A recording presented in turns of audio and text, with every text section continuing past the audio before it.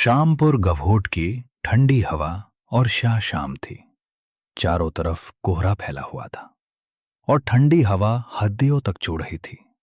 गांव के लोग कहते थे, यहां अभी भी कई ऐसे राज हैं जिनका सामना हर कोई नहीं कर सकता। गांव के चौक पे लोग आग के पास जमा थे। ठंडी हवा और रात की घनी चुप में सबकी सांसें साफ नजर आ रही थीं। कुछ लोग एक दूसरे से बातें कर रहे थे, कुछ खामोशी से आग की लपटों को देख रहे थे। तभी रामू काका, जो अपनी लंबी सफेद दाढ़ी और चश्मे के साथ हमेशा एक हंसते चेहरे के साथ रहते थे, वहां पहुंचे। आइए रामू काका, हम लोग आप ही का इंतजार कर रहे थे। आज आप कौन सी कहानी सुनाने वाले हैं? हाँ काका, आप जो कहानियां सुनाते हैं ऐसा लगता है कि वो दृश्य आंखों के सामने हो रहा हो।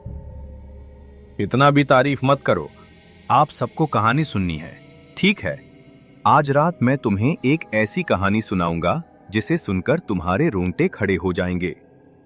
यह कहानी मेरी जवानी के दिनों की है, जब हम सब बिना डर के जंगलों में घूमते थे। लेकिन उस रात कुछ ऐसा हुआ जो हम आज भी भूल नहीं सकते। कहानी शुरू होते ही सब लोग शांत हो गए। काका की आवाज में हल्की सी खौफनाक गूंज थी। वो बेताबी से बोलते, कई साल पहले गांव के बाहर एक पुरानी हवेली खड़ी थी जो अब खंडहर में बदल चुकी थी। लोगों का कहना था कि वहां कोई और नहीं बल्कि एक आत्मा बसी हुई थी। एक रात कुछ युवक चुपके से उस हवेली में घुस गए। एक जगह वो लोग रुकते हैं और बातचीत करते हैं और फिर कुछ अजीब आवाजें सुनाई देती हैं। काका के हाथ हवा में इशारा करते हुए हवेली के खंडहर की ओर जाते हैं।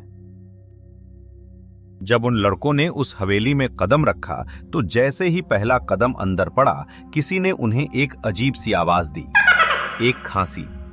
लेकिन वो खांसी किसी इंसान की नहीं थी। और फिर वो अचानक चुप हो गई। सब लोग एक दूसरे को देख रहे थे। डर और उत्सुकता दोनों ने उन्हें जकड़ लिया था। काका अपनी कहानी को और रोमांचक बनाते हुए आगे कहते हैं, जैसे ही वे उस हवेली के मुख्य दरवाजे के पास पहुंचे, अचानक से दरवाजे में खड़खड़ाहट शुरू हो गई। एक पल को ऐसा लगा जैसे हवेली खुद किसी को अंदर आने का न्योता दे रही हो। दरवाजा धीरे धीरे खुला और अंदर का सन्नाटा जैसे पंख फैला रहा था। काका की आवाज में हल्का डर था। वो लड़के अंदर जाते हैं, लेकिन अंदर का माहौल अजीब था। एक ठंडी सी हवा उनके चेहरे से गुजरती है। उनकी आंखों में झिलमिलाती सी एक छाया दौड़ जाती है। वो सभी रुकते हैं और फिर अचानक से एक कटा कटा स्वर सुनाई देता है, तुम यहाँ क्यों आए हो?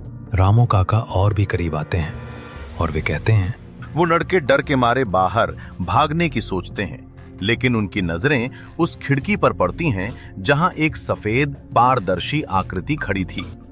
वो आकृति धीरे धीरे मुड़ी और उनकी आंखों में आंखें डालकर बोली, तुम्हारे आने का वक्त अब खत्म हो चुका है। काका के हाथ धीरे धीरे हिलते हुए दिखाते हैं, जैसे वो आकृति अपने कदम बढ़ा रही हो। लड़के घबराए हुए थे। वे पलटते हैं, लेकिन पहले से बंद दरवाजा फिर से खुल जाता है। वह आकृति अब एक कंकाल के रूप में बदल जाती है और उनका पीछा करने लगती है। काका की आवाज में घबराहट भी है।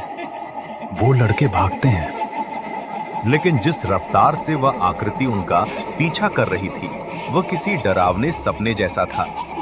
लड़के का दिल रुकने वाला था, लेकिन उनमें से एक ने साहस दिखाया और पलटकर उस कंकाल से सामना किया। वो लड़का कंकाल से कहता है, अगर तू सचमुच मर चुका है तो मुझे जाने दे। लेकिन कंकाल हंसते हुए कहता है, तुम जो जानते हो वो कभी नहीं समझ पाओगे। काका फिर से गंभीर होकर कहते हैं, वो लड़का अपने सभी साथियों को बाहर लेकर आता है और उसी रात वो कंकाल अदृश्य हो जाता है। लेकिन जब वो लड़के गांव लौटते हैं तो सब लोग ये कहते हैं कि उस रात से पहले उन्होंने कभी हवेली का खौफनाक चेहरा नहीं देखा। रामू काका, क्या वो कंकाल फिर कभी किसी को दिखाई दिया? नहीं, लेकिन कहते हैं कि हर कुछ सालों में वह फिर से उस हवेली में लौट आता है और जो लोग वहां जाते हैं वो उसे देख सकते हैं। काका कहानी खत्म करते हुए कहते हैं, अब गांव में हर कोई उस हवेली से डरता है। कुछ कहते हैं कि वो आत्मा उन लड़कों के चेहरे में खुद को ढूंढती है, और अब हर रात अगर ध्यान से सुनो तो हवेली से कोई हल्की सी खांसी सुनाई देती है। काका के शब्दों में एक अजीब सा खौफ था और उनके बाद पूरी सभा में चुप छा गई थी। लोग धीरे धीरे उठते हैं, लेकिन रामू काका की कहानी उन सबके दिमाग में ताजा रहती है। रात गहरी हो चुकी थी और हवा में उस कहानी का डर छिपा हुआ था।